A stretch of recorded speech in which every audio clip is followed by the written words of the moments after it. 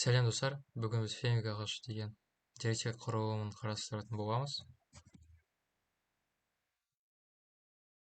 ОН жады талап ететін, ОЛГ ішінде массивтегі бір элементті өзгерте алатын, ОЛГ ішінде ассоциативті, коммутативті немесе қайтарымды операция жасай алатын деректер құрылымы. Ол бізде фемик ағашы. Фемик ағашы Питер Фемикпен 1994 жылы сипатталды. Атауында ағаш деп айтылса да, көбінесе массив түрінде жазылады. Осы ағашты бинарлы индекс ағашы деп те атайды. Сол үшін екінің дәрежелермен оңай жұмыс жасау үшін бір санына массив индекстерін белгілейміз. Пи деген функция бізге берілсін. Пк деп к санын еңіліккен екінің дәрежесіне тең бөлгішін атайық. Осы жердегі к бізде натурал сан. Яғни осы жерде 1-ден 8-ге дейін натурал сандардың осы пи функциясындағы мәнін таба аласыздар. Мысалы, әр тақ сан үшін ол 1-ге тең болады. Себебі тақ сандар өз бөлгіштерінде ешқашан екіні сақтамайды. Сол үшін ортақ сан. Ал жұп сандар әрдайым 1-ден артық болады, себебі олар жұп.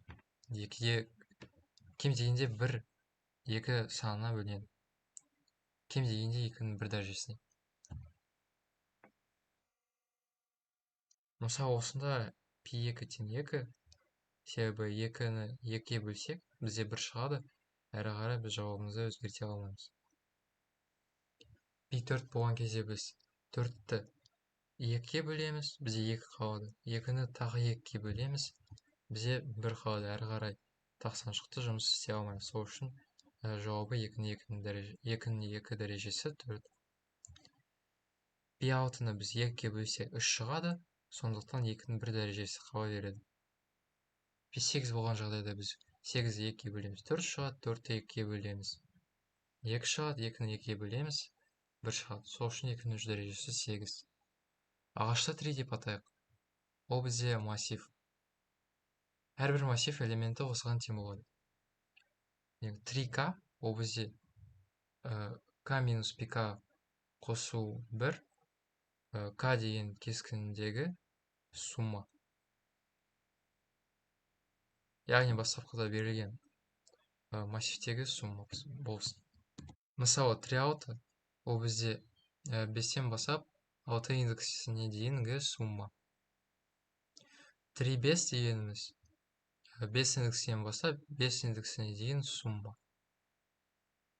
3-4 дегеніміз 1 элементінен бастап 4 элементіне дейін сумма. Сум функциясы осы индекс кескінінде орналасқан массив элементтердің жалпы бір-біріне қосқанда суммасы. Бізде берілген массив осындай болсын. Индекстерін бастапқыда айтқандай бір санынан нөмірлейік. 1, 2, 3, 4, 5, 6, 7, 8 дегені ол индекс үстіндегі. Ал осы ұяшық ішіндегі ол бізде берілген массив сандары болсын. Ол бізде 1, 3, 4, 8, 6, 1, 4, 2 болсын. Фемик ағашы бізде осы суммаларды сақтайтын болады. 1, 4, 4, 16, 6, 7, 4, 29. Оны не екенін қарастырайық. Бірінші элемент үшін ол осы бір санының суммасы. 4 дегеніміз ол соңғы осы 1 индекстен басап 2 индексіне дейінгі сумма, яғни осы кескінде ол бізде 1 қосу 3, 4-ке тең болады. Әрі қарай дәл солай. Осы кескіндер мұнда осындай формуламен есептеледі.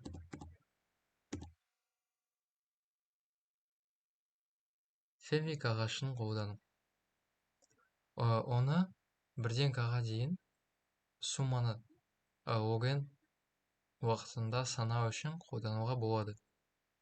Себебі әрбір 1-ден бастап к-ға дейін диапазонды біз лог-n кескінге бөле аламыз. Мысалы, алдыңғы массивті қолдансақ. Сум 1-де 7 бізде сум 1-де 4, сум 5-де 6, сум 7-ге тең болады. Ол бізде 16 қосу 7 қосу 4 27. Яғни біз осы кескінді аламыз.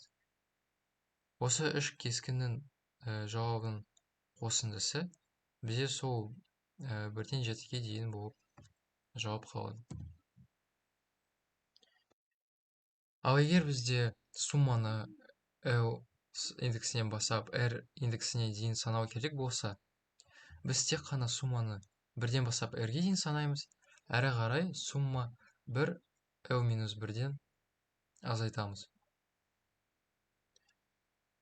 Себебі біз мысалға 1-2 арасындағы 1-4 болсын. 1-4 арасындағы сумманы білсек, яғни 16 болады мына жердегі. Ал L бізде осында 3 болсын. Сонда бізге осында бар сумма керек емес болады. Сол үшін осы индекске дейін, 2-ге дейін бізде L 3-ке тең болса, сумманы санаймыз да азайтамыз жауабын. 16 азайды 4, ол бізде 12 болады. Яғни осы жерде 8 қосу 4, 12.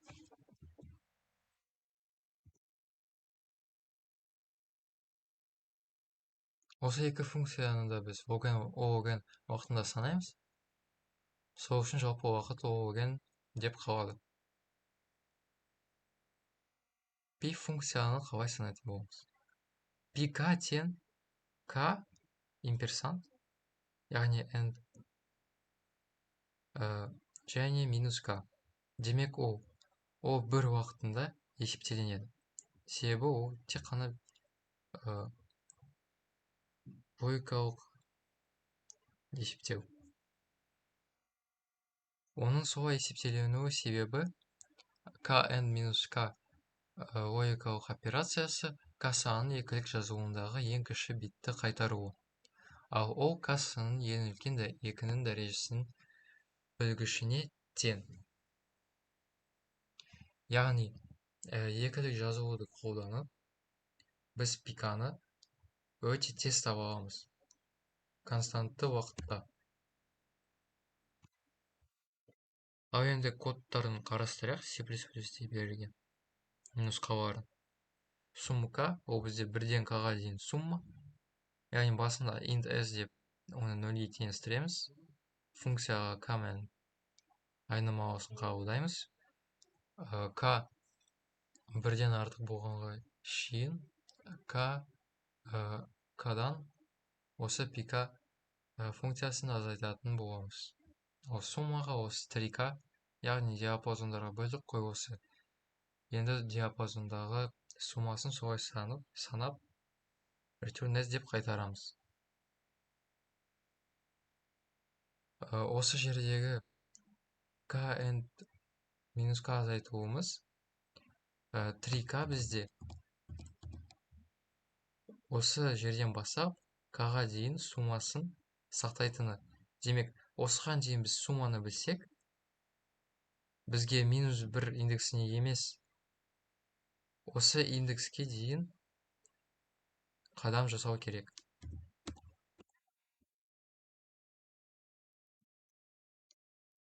Add kx функциясы бізде К элементіне x санын қосып өзгерту болсын.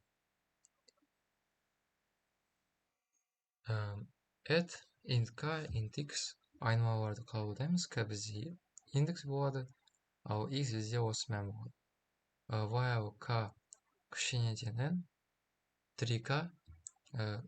3К-ға біз x мәнін қосамыз, айнымалысын. Әрі қарай К-ны осы пикаға өзгертеміз, қосамыз оны. Яғни осы жердегі мен осы функцияның 3К анықтамасына ол байланысты. Және де осы sum функциясы бізде int ретінде берілген, бірақ та C++-те int шамамен оның 9-шы дәрежесімен сандармен жұмыс істей алады. Бірақ одан артық сандар керек болса сақтау, біз long типін жазамыз. Ол бізде оның 18-ші дәрежесіне дейін мәндерді қабылдай алады. add kx функциясын түрлендірейік. x айнымалысын қосу керек болса, біз add kx деп жаза береміз. x айнымалысын азайту керек болса, біз add k минус x функциясын шақыртамыз. Ол жай ғана математика. Себебі біз осында санды қоссақ, ал бізде минус мәнге тең болса, ол осы триканы азайтатын болады. AK массив элементін нөлге теңестіру керек болса, add k минус AK функциясын шақырамыз. Дәл осында айтқандай, бірақ осы массив элементін нөлге теңестіру үшін ол қазір AK-ге тең болса, біз одан AK-ді азайтуымыз керекпіз.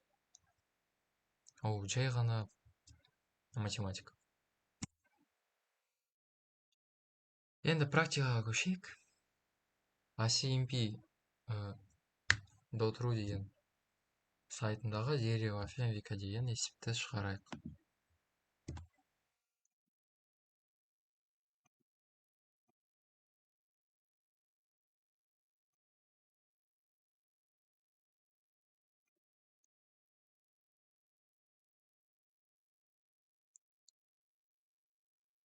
Тапсырманың орыс нұсқасымен орыс тілінде берілген. Осы ACMP.ru сайтында таныса аласыздар. Осында шектеулері де барлығы жазылған, мысалдары да, тестілеу системасы да бар. Бірақ мен аударған нұсқасымен жұмыс істейтін боламын. Бізде барлық n элементтері нөлге тең массив берілген. Оған m сұратым қойылған. Сұратымдар екі түрлі болып келеді. Біріншісі add түрі, екіншісі RSQ түрі. Add болса x индексіндегі элементке y санын қосу қажет. RSQ болса L мен R арасындағы сумма есептеу сұратымы. RSQ сұратымдарына жауап беру қажет. Әрқайсысына. Шешуі. Фенвик ағашын құрамыз. Ол бізде массивте сақталады. Массивті 3 деп атайық. Оның әр элементін нөлге теңестіреміз. Себебі бізде бастапқы массивте барлық сандар нөлге тең болса, яғни олардың суммасы кез-келген кескінде нөлге тең болады. Сол үшін барлық трика элементтерін жай нөл деп алсақ болады. Add сұратымы болған кезде add функциясын қолданамыз. Яғни void add осы жаққа түсіндіргенде сол дәл сондай код. While k кішіне тең n, 3k-ны x мәніне көбірек жасаймыз. 3k мәніне x қосамыз. k мәніне осы pk функциясын қосамыз. Яғни осы сұратымға біз логен уақытында жауап беретін боламыз. Шешуі. RSQ сұратын түріне жауап беру.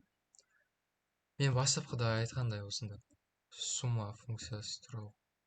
Егер бізге сумма r санау керек болса, біз бірден бастап r-ға дейін сумманы, одан азайтамыз сумманы бірден l-1-ге дейін. Ол жай префикс суммадан алынған формула деп айтуға болады.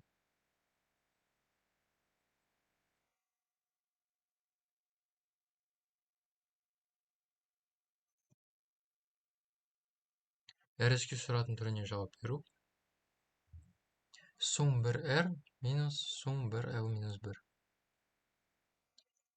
Код дәл сондай, бастапқыда берген, бірақ осы тапсырмада біз инттің орнына long деп әлде одан да үлкен типтерді жаза беруге керек. Себебі осы тапсырмада int мәні бізде толып кетеді де қате туғызатын болады. Код осында берген. Асимптотикасы m log n, себебі m сұратым бар. Әрқайсысына біз log n уақытында жауап береміз. Міне код осында берген. Көргеніңізде мен long жаздым. Әуелі жаздым, ол define макрос қолданғаннан long. Әуелі long дейді. Осында бастапқыда мен 3 деп орнына a векторын қолдандым. Жай ғана атауы басқа болысымен, ол ештемені өзгермейді. өзгертпейді. Бізде функция сол бізге қалады.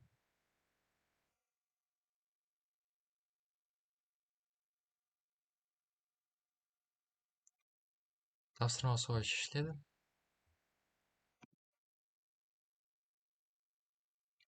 Бірақ сіз оң конкурсына ин жасаңыз, сізде 10-шы тестте wrong answer болады. Себебі int мәні толып кетеді. Келесі тапсырма бізде обновление на отрезке тапсырмасы. n бүтін саны бар i массив берілген, q сұратын берілген. Олар екі түрлі болады. Бірінші түрі where индексі кескініндегі барлық массив элементіне x санын қосу. Екінші түрі i мәнін білу. Екінші түрдегі сұратындарға жауап беру керекпіз. Яғни қазір тапсырманы ашайын. Істер үшін. Орыс нұсқасы осында берілген. Шектеулері 4-5 секунд, 256 мегабайт. Уақытқа осы, жадыға осы. Яғни дәл мен айтқандай, n элементі бар массив берілген, q сұратындары бар.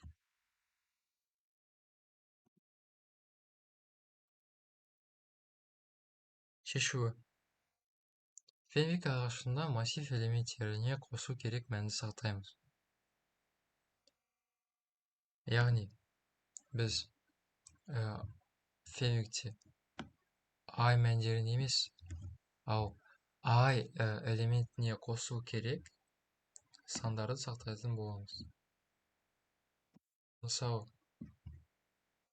i бізде 1-ге тең болса, ал оған x элементі қосылса, бізде осында 1 қосу x деп сақталмайды.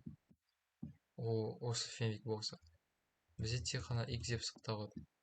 Сосын осы жердегі мәнді біліп, біз жай ғана оны i элементіне қосамыз. Ол әрі қарай біздің тапсырмамызды ыңғайлырақ жасайды.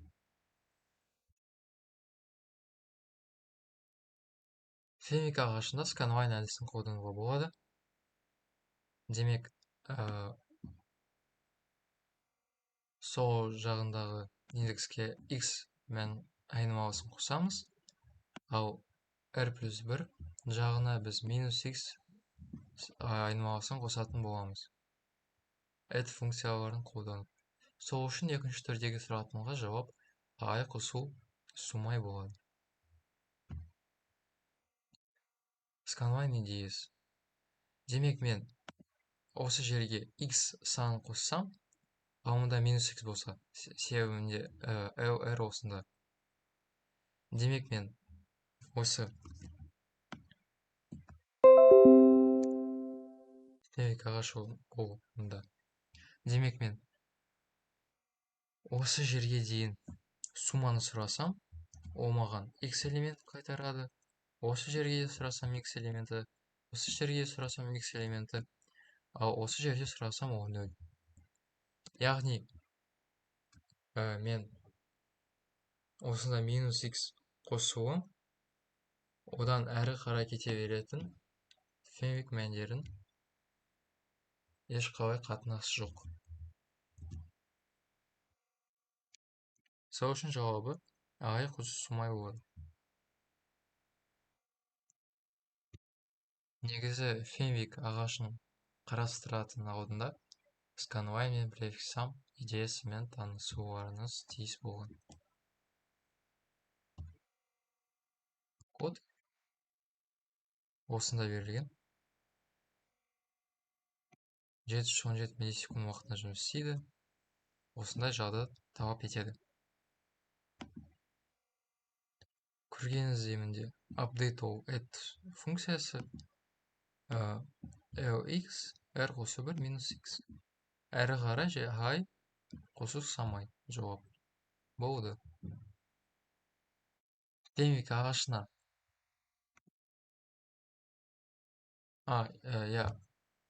айтуға ұмытқам. Кодтың асимптотикасы n log n болып табылады. Себебі біз тіпті n log n емес, m log n болатын шығар. Себебі М сұратымдарға біз ОГМ уақытында жауап беретін боламыз. Фенвик ағашына есептерді сіз codeforce.com тренировкаларын таба аласыздар. Мұнда тренировка СПБГУ Б нөмір 6 дерево фенвика дейін бар. Ол оның орысша атауы. Вайти басып, сіз мұнда тапсырмаларды көре аласыздар. Мұнда 4 тапсырмасы бар. Тапсырманы шешкеннен кейін сіз басқа адамдардың кодтарын қарап зерттей аласыздар. Және де ACMP сайтында сіз курсы дегенді бассаңыз, решение олимпиадных задач, әрі қарай структуры данных, дерево фенвика ашсаңыз, мұнда F-дан F-ке дейін тапсырмалар болады. Осы алгоритм талдау бойынша бір сұрақтарыңыз қалса, есептер талқылау чатына қосылыңыз, өз сұрақтарыңызды айтыңыз. Ал осы презентацияны мен есептер талқылау каналына жүктейтін боламын.